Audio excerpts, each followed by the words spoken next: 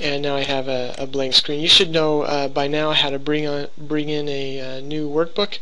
Assuming you do, I'll just hit the Control N. You see there's a hotkey here. If you have a blank Excel screen, you can hit Control N and it brings in a new workbook, and we will automatically save this. Alt F-A to save as. Now when you're going along and you just want to save regularly, it's Control S. Let's say you've done some changes in something and you just want to save. Instead of going to the Save As, where you might want to change the type of workbook or things like that, just do Control S and it just does a quick save of what you've done so far. So I want to save this under my Accounting 232B folder, and the place I'm going to save this is under under Present Value Ordinary Annuity.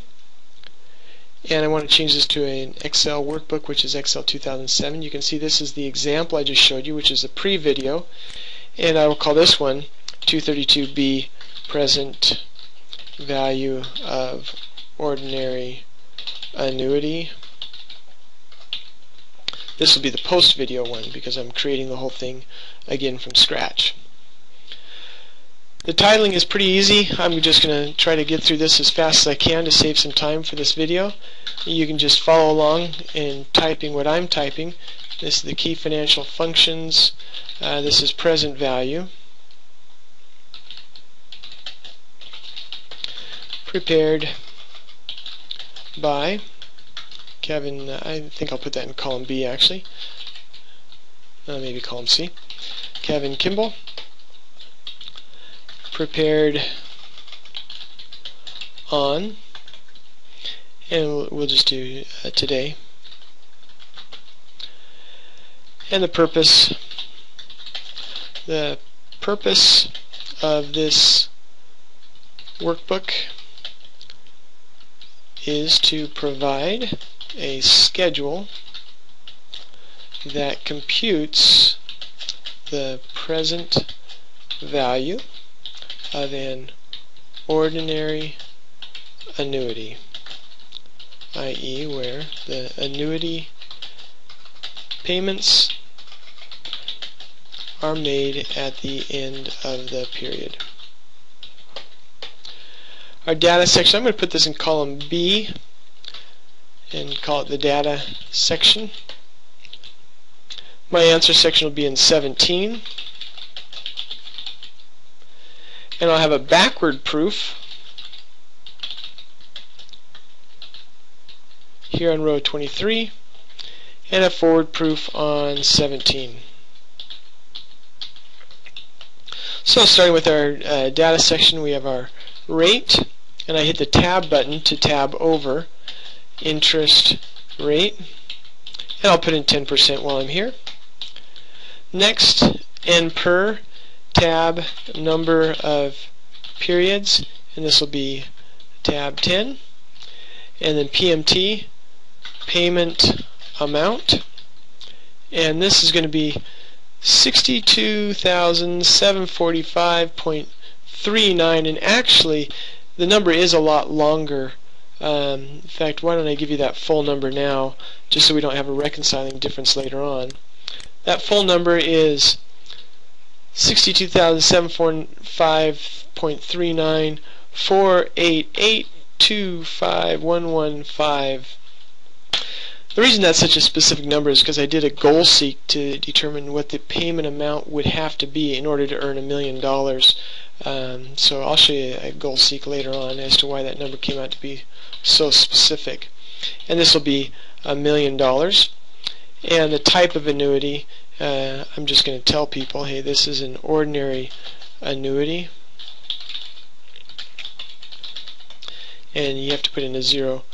And that's where the annuity payments are made at period end. Now this schedule I could have written in a way to handle both ordinary annuities as well as annuities due. I didn't choose to do that. That would have taken a little bit longer in this particular video, and I didn't feel it was necessary. So this particular schedule can only handle ordinary annuities, so please keep that in mind. I'm going to control click the 10% and control and hold the left mouse button down for payment and future value. I'll put a bold around them, and I want to change the color to be a light green. And that's I guess that light green didn't take. Let me try that again.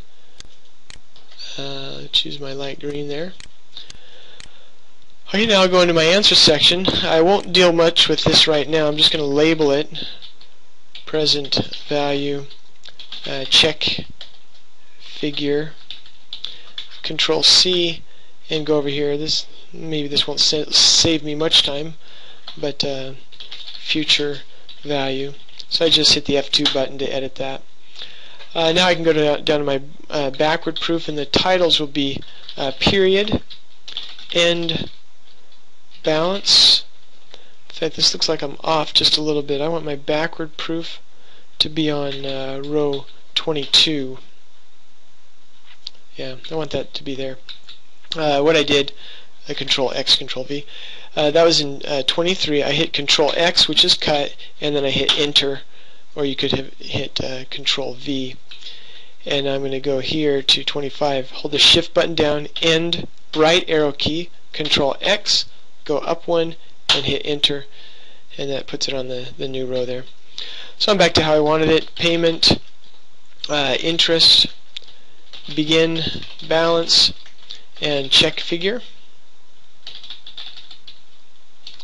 And down below in the forward proof, you'll see that I have similar titling, but the order will be a little bit different. Our period, I'm going to start with the beginning balance down here, and then I have payment, and I have interest, and I have end balance, and I have a check figure.